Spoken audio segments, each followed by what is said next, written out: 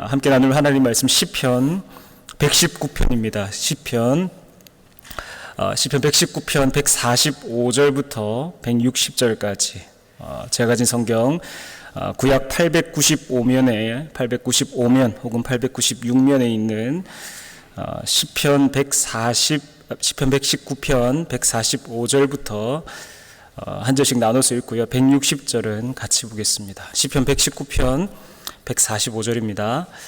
여호와야, 내가 전심으로 부르짖었사오니 내게 응답하소서. 내가 주의 교훈들을 지키리이다. 내가 주께 부르짖었사오니 나를 구원하소서. 내가 주의 증거들을 지키리이다. 내가 날이 밝기 전에 부르짖으며 주의 말씀을 바라싸우며 주의 말씀 조용히 엽주리라. 내가 새벽에 역해 눈을 떴나이다. 주의 인자하심을 따라 내 소리를 들으소서. 여호와여, 주의 규례들을 따라 나를 살리소서. 그를 따르는 자들이 가까이 있사오니 그들은 주의 법에 싸워니이다. 여호와여, 주께서 가까이 계시오니 주의 모든 계명들은 진리니이다. 내가 전부터 주의 증거들을 알고 있었으므로 주께서 영원히 세운 것인 줄을 알았나이다. 나의 고난을 보시고 나를 건지소서. 내가 주의 율법을 잊지 아니함이니이다. 주께서 나를 변호하시고 나를 구하사 주의 말씀으로 나를 살리소서. 구원이 악인들에게서 멀어짐은 그들이 주의 율례들을 구하지 아니함이니이다. 여호와여, 주의 긍휼이 많으오니 규례들에 따라 나를 살리소서. 나를 핍박하는 자들과 나의 대적들이 많으나 나는 주의 증거들에서 떠나지 아니하였나이다. 주의 말씀을 지키지 아니하는 거짓된 자들을 내가 보고 슬픈나이다. 내가 주의 법도들을 사랑함을 보옵소서. 여호와여, 주의 인자하심을 따라 나를 살리소서. 주의 말씀의 강령은 진리이오니 주의 의로운 모든 규례들을 영원하리이다. 아멘. 기본적으로 시편 119편은 살아계신 하나님의 말씀과 그 말씀을 따라 살아가는 바로 우리 인간의 어떤 깊은 어떤 존재론적 차원의 관계를 구구절절 드러내고 있는 어떤 기도의 시다. 말씀과 인간 간의 그 어떤 존재론적 차원의 관계를 그립니다. 쉽게 말해서 살아계신 하나님의 말씀 없이는 단 한순간도 살아갈 수 없는 결핍이 참 많은 그 인간의 장엄한 기도가 우리 눈앞에 펼쳐지고 있는데요. 구조적으로 바라보면 오늘 본문을 크게 두 부분으로 나누면 145절부터 152절까지를 보면 주님의 가르침에 따라 길을 걷고자 하는 그 확정된 마음을 진리로 선포하는 것이라면 153절부터 맨 마지막 160절까지는 이 시인 자신의 약함을 드러내는 방식으로 시인의 지금 그 내밀한 심경을 주님 앞에서 하나하나 소상히 말하고 있다라고 할 수 있습니다. 즉 주님의 도움 없이는 살아갈 수 없는 그 인간 존재의 약함을 우리는 본문을 통해 발견하게 됩니다. 이러한 두 구조 속에서 특징적으로 발견되는 대목이 있다면요, 151절에 보면 주의 모든 계명들은 진리니이다 이렇게 얘기하고요, 또 160절을 보면 주의 말씀의 강령은 또한 진리이오니 이렇게 기록합니다. 이렇듯 힘있는 어조를 유지하면서 이 진리를 선언하는 가운데 말씀의 전능하심에 대한 시인 자신의 이해를 드러내고 있습니다. 145절과 146절을 보면요, 시인은 간구합니다. 뭐라고 합니까? 내게 응답하여 주시고 나를 구원하여 주소서. 내게 응답해 주십시오. 나를 구원하시옵소서. 이렇게 간절하게 외칠 수 있는 근거가 무엇입니까? 바로 해당 구절의 그 앞부분들을 보면 우리는 알 수 있는데요, 전심으로 부르짖었습니다 이렇게 말하는 거예요. 온 마음을 다해 쏟아부었다라고 말합니다. 그리고요, 또 더해서 제가 주님의 교훈들을, 그 증거들을 잘 지킬 것이기 때문입니다 이렇게 말합니다. 물론 이것은 구원을 베푸신다라는 그 조건을 걸고 제가 교훈을 잘 지키겠습니다, 이렇게 하시면 제가 이렇게 하겠습니다라고 하는 어떤 거래를 하나님께 제시하는 것은 당연히 아니겠죠.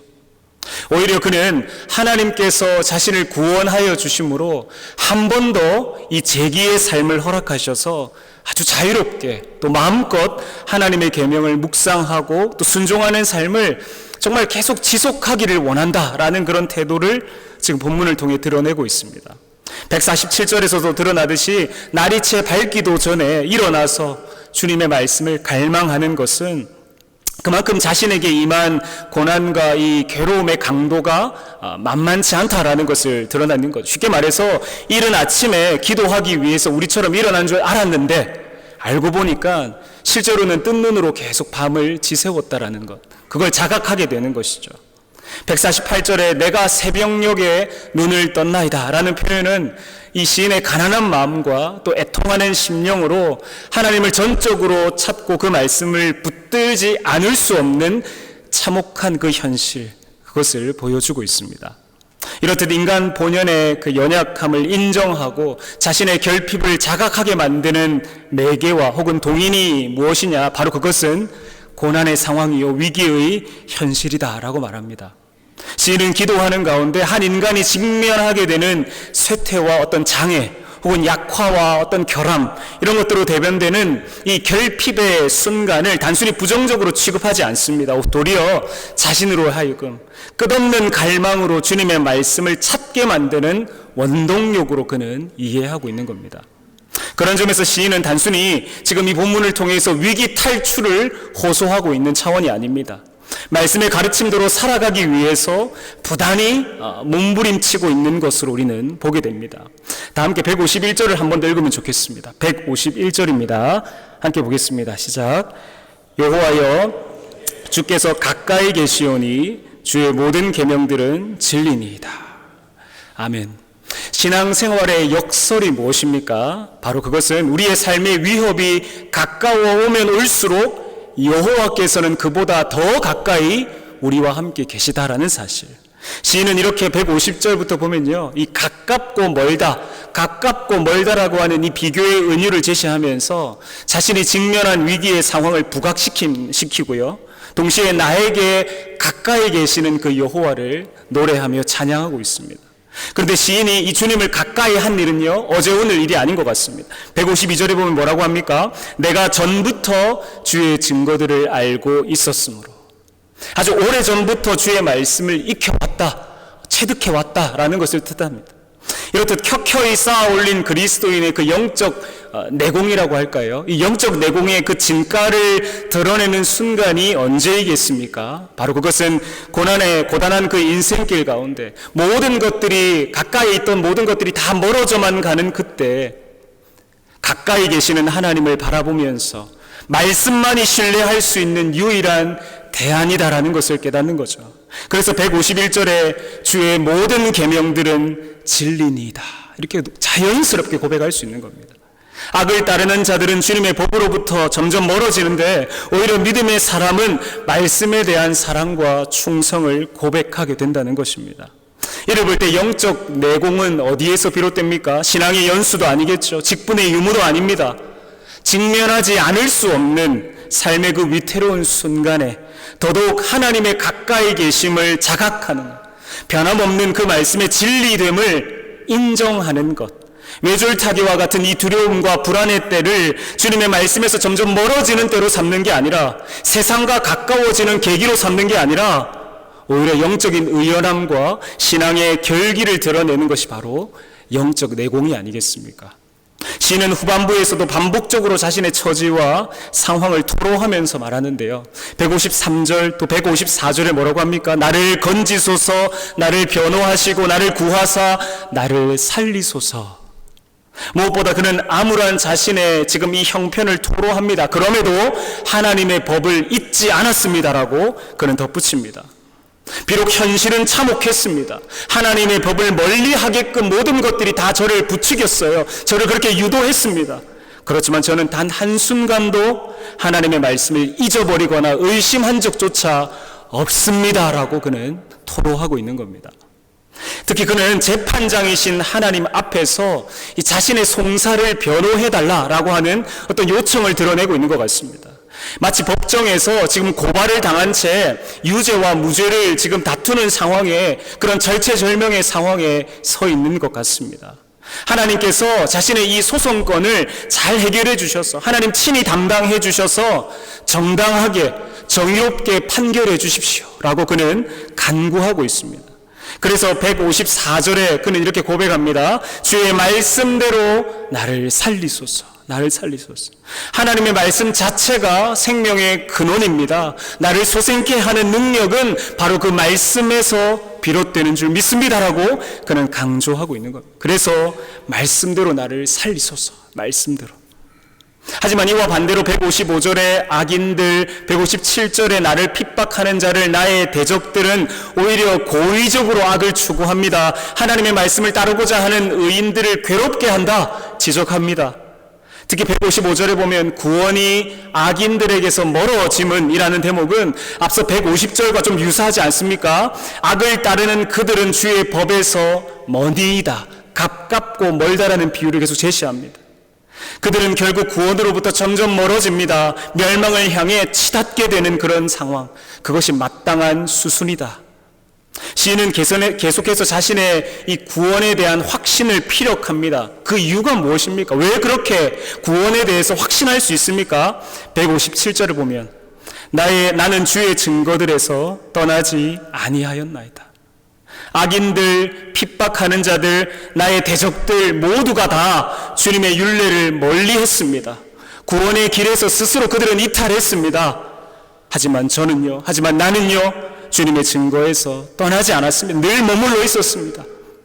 넘치는 그 하나님의 긍휼하심이 바로 자신을 향한 것이라는 것을 그는 확신할 수 있습니다. 여기서 흥미로운 대목이 158절이라고 저는 생각하는데요. 158절을 보면 주의 말씀을 지키지 아니하는 거짓된 자들을 내가 보고 슬퍼하였나이다, 이렇게 기록합니다. 무슨 말입니까? 신의를 저버리고 악하게 행동하는 그 배신자들을 보면서 역겨웠다라는 거예요. 역겨웠다. 전혀 구원을 기대할 수 없는 그 악인들에게서 나타나는 하나님 말씀을 거역하는 행위들을 그저 옆에서 지켜보는 것만으로도 속에 막 메스꺼움을 느꼈다는 거예요. 이는 곧 하나님 말씀을 지키지 않는 자들로 인한 어떤 거룩한 분개심이랄까, 의로운 분노라고 할 수 있겠죠. 아무리 그래도 저건 좀 너무 심하지 않나? 저렇게 대놓고 불순종하는 건 너무 악한 거 아닌가? 이들과 대조적으로 시인은 159절에서 자신 있게 선포합니다. 자주 자신 있게 선포하는데요. 159절입니다. 한 번 더 같이 읽겠습니다. 159절입니다. 시작. 내가 주의 법도들을 여호와여 인자하심을 따라 나를 살리소서. 아멘. 시인은 진리이신 하나님의 말씀을 사랑합니다. 사랑. 그러니까 당당히 요청할 수 있는 거예요. 진리를 사랑하니까. 저 원수들로부터 저를 보호해 주십시오. 하나님, 저의 의로움을 좀 밝혀주시고 이 모든 고발 사태로부터 저를 벗어나게 해주십시오. 진리의 말씀을 사랑하는 자의 간절하고도 마땅한 외침이라고 할 수 있습니다. 말씀을 좀 정리해서 보면요, 시인은 오늘 본문 가운데 여러 차례 반복적으로 등장하는 표현이 있는데요, 145절, 149절, 151절, 156절, 159절 여호와여 여호와여 외치고 있습니다. 기도의 응답을 간곡히 요청하는 거죠. 단순한 구호가 아닙니다. 당신의 백성과 언약을 맺으시고 그 언약을 성실하게 이루시는 하나님의 그 성품을 반영하고 있는 거예요. 그렇게 하나님 일하실 것을 믿습니다. 하나님 하실 것을 기대합니다. 라는 유의미한 외침이 바로 여호와여 여호와여라 할 수 있습니다.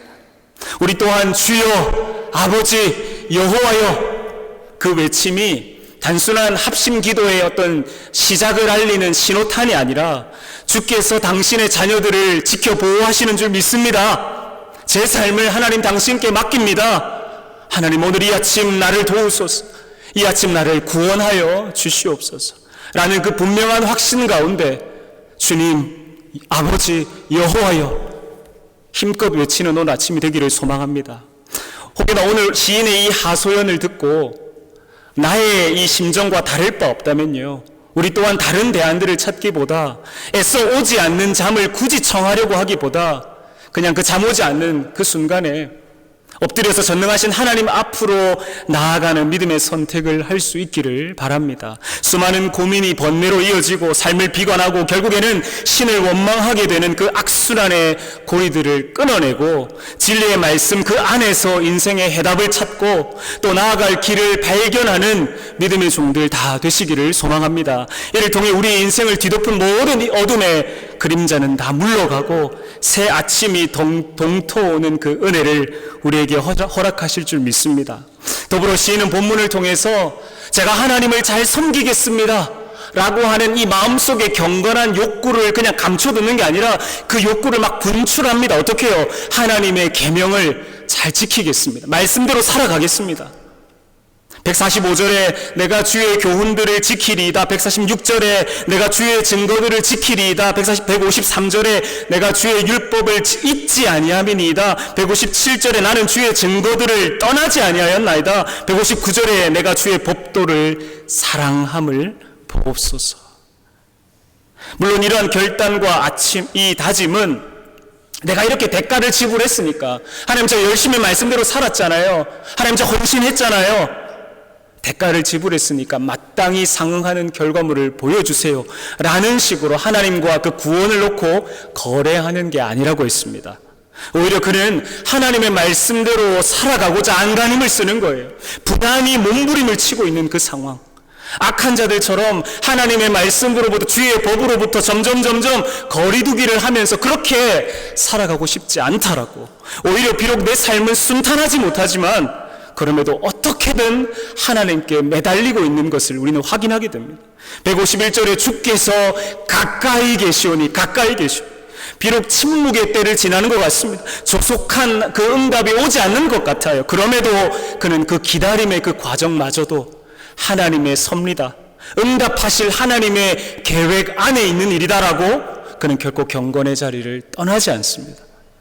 이렇듯 본문은 고난 속에서 말씀을 사랑하는 삶, 말씀의 그 진리를 사랑하는 삶을 우리에게 표현합니다. 사실 시인은 여전히 고난받고 있습니다. 하지만 그 고난을 초월하는 지혜의 근원으로서 주께서 주신 말씀에 대한 사랑과 충성을 그는 여과 없이 드러내고 있습니다. 이를 볼 때 믿는 우리에게 어떤 교훈을 줍니까? 절망과 결핍의 모든 환경은 우리를 죽음의 상태로 이끄는 게 아니다라는 거예요. 오히려 살아계신 하나님의 말씀을 사랑하는 무대이자 배경이 된다라는 점에서 그 어떠한 죽음의 위협도 현실을 초월하는 말씀에 대한 사랑의 그 마음을 결코 누구도 회방 놓을 수 없다라는 사실, 아무쪼록 고난 중에 이 결핍 가운데 다가오시는 살아계신 하나님의 말씀이 곧 우리의 삶의 모든 걸음을 인도하는 유일한 등불이자 소망의 빛이 됨을 믿음으로 인생의 가장 어려운 순간에 나의 길을 향한 빛이 되어주시는 그 하나님의 말씀을 힘입어서 오늘도 그 생명의 능력을 붙들고 살아가는 신실한 믿음의 종들 다 되시기를 주님의 이름으로 간절히 소망합니다.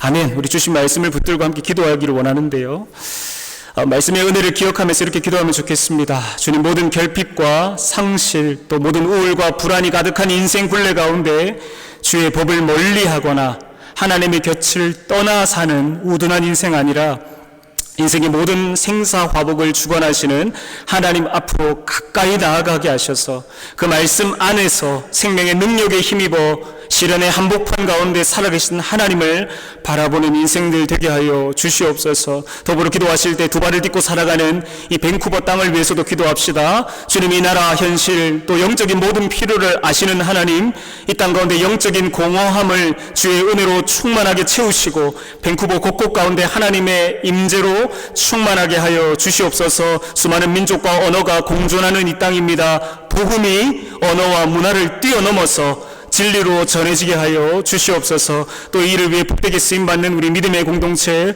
우리 삼성교회를 위해서 기도하실 때 주님, 온 성도들 선한 일을 위하여 열심을 다하게 하시고 영혼 구령의 그 거룩한 사명을 위하여 충성을 다하는 우리 모든 성도들 되게 하여 주시옵소서.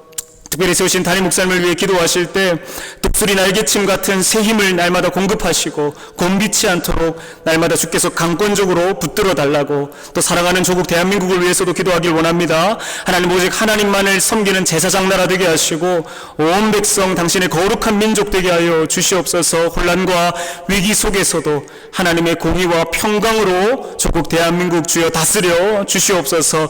끝으로 교회 안에 연약한 자들, 환우들을 위해 기도하기를 원합니다. 기도합니다. 주님, 육신의 연약함으로 고통받는 이들 주님 불쌍히 여겨주시고 그들의 몸을 어루만져 주시며 치료의 광선을 비추어 주시옵소서. 정서적인 장애와 심리적인 불안, 스트레스, 불면증, 공황장애, 우울증 등으로 정신적인 고통에 힘겨워하는 당신의 자녀들을 주여 긍휼히 여겨 주시옵소서. 치료의 여정 가운데 지치지 않도록 날마다 붙들어 주시고 필요한 모든 도움과 동행을 허락하여 주시옵소서.